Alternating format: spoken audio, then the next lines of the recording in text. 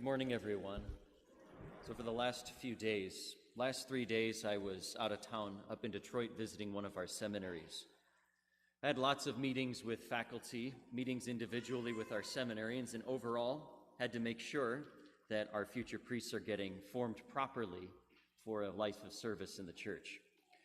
One of the other things, though, that was going on at the seminary when I was visiting is that there were a lot of visitors. It was kind of a come-and-see weekend. Lots of men in their 20s who were also thinking about the priesthood, coming to see what it was like to live in the seminary. So in the evening, there was this big social event going on. Everyone was dressed casually. I was not dressed as a priest. One of the students who didn't know me came up and asked, "Are you thinking about becoming a priest?" I said, "I've given it a thought or two."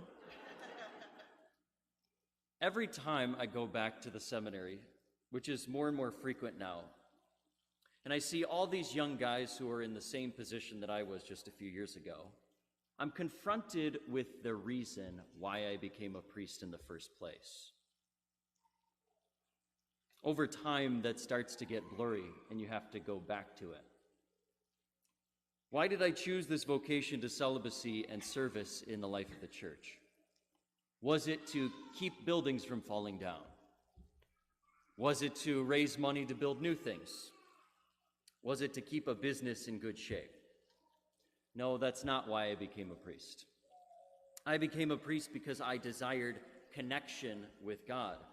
I desired to give myself wholeheartedly to the Lord's service, and I desired to be drawn upward, not downward. I imagine if I asked, for those of you who are married, why did you get married? Your answers might be similar. Why did you get married in the first place? Was it because you were looking forward to rowdy children? Was it because you wanted to say goodbye to a good night's sleep? Was it because you couldn't wait to be irritated by your spouse? No, I would venture to guess that's not why you got married. You probably got married because you wanted connection to your spouse. You wanted to pour your heart out for them so they could pour their heart out to you. You wanted to be drawn upward in the relationship rather than downward. But here's the problem. Back to that why question. We don't always ask that why question. Why did I get drawn to this vocation in the first place? We don't bother to go back to that initial fire and enthusiasm that gripped us years ago. Instead, we put up with the drudgery of everyday life. We give in to thinking that daily life will always be sad and depressing. We settle for being drawn downward rather than being drawn upward to God. So how do we get drawn upward to the Lord? This brings us to our gospel today.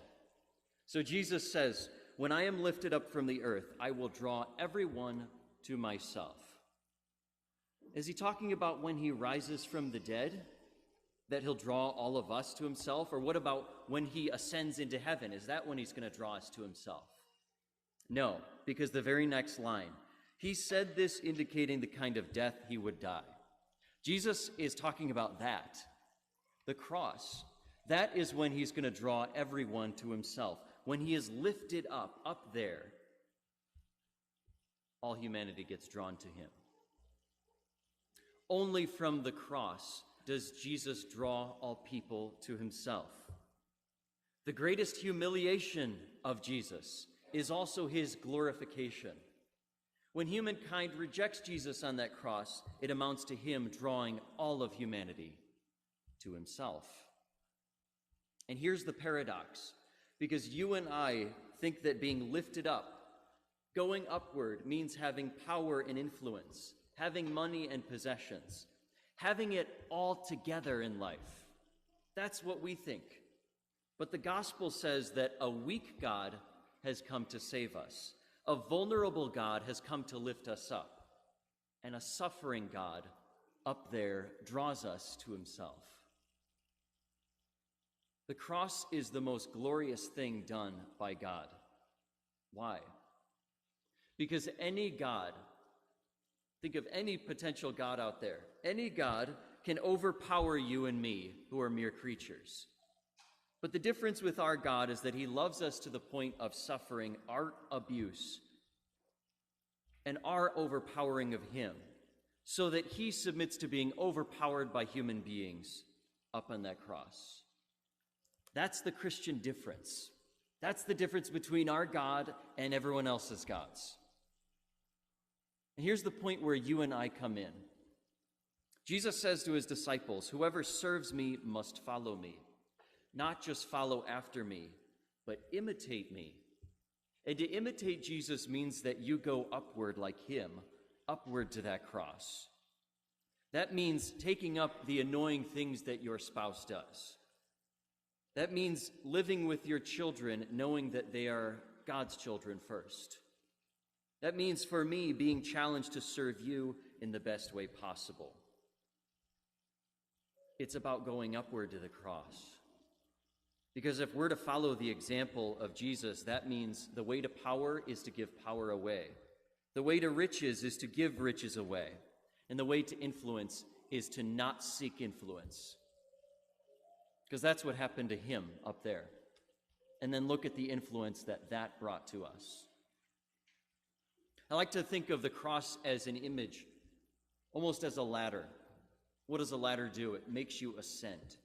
You're able to be lifted up to places where you cannot reach. And what's the difference that Jesus did for us? It's that he came down from heaven, being up there and not needing us, came down to see the wretchedness that we were in, to become human like us, so as to ascend back up on that cross, so that you and I aren't stuck like schlups down on this earth with no hope, no faith, and no trust. So that now we can ascend up to God on that ladder of the cross. The only way to ascend to heaven is through the cross, because that's the only way that Jesus did it. And we follow after him by being lifted up with him on that cross. Jesus had his own cross, the greatest cross of all. But you and I also have our own crosses. Think of all of those things in your life which are crosses to bear.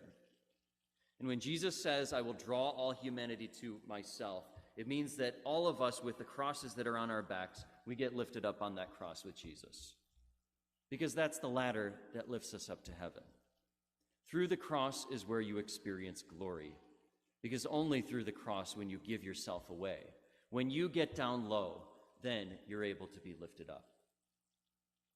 So back to the question I was confronted with. Are you thinking about becoming a priest? I am. This morning I was confronted with that question today. Am I going to be a priest today? Am I going to be intentional about it?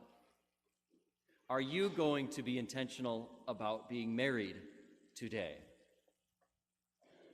And for all of us, are we going to be intentional about being disciples of Jesus today? Because it's only through the cross that we can be lifted upward.